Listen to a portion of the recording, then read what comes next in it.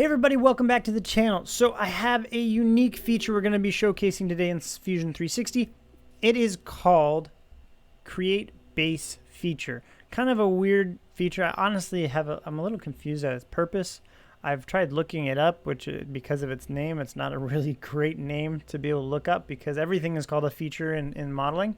And so let's just jump on over and I will showcase what this feature actually is. So we have create down to the bottom, create base feature. Something unique about this, we can see that it's just created this little icon right here. This is your base feature icon. Is this feature will not record your build history in your actual build history right down here.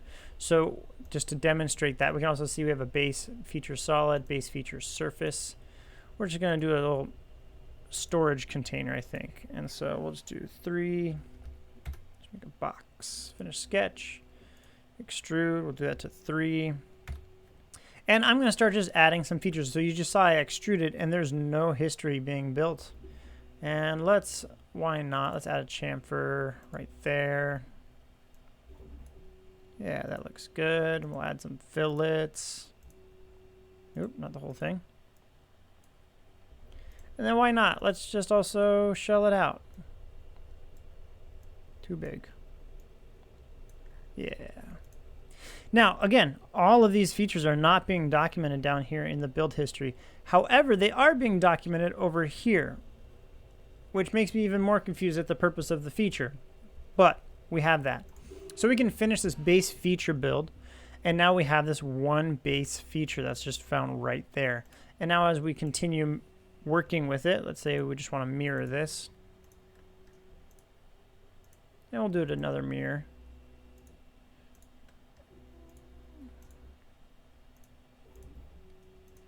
And there you have it. You can see that we made this little cubby, but all that we have is that base feature and then the mirrors recorded.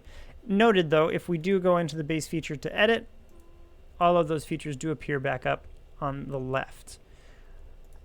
Again, I honestly don't really know why this feature is here. I really don't know what the benefits would be to doing it this way. If you do have any comments or any reasons that you have personally used this feature, I'd really would love to hear down in the comments because, again, I've never used it, and I frankly have had a hard time kind of finding any information about it other than just what I've been able to figure out how to do. If you've liked this video, hit that like button. If you have any comments, questions, put them down below. And as always, have a wonderful day and keep modeling. We'll see you guys. Thanks.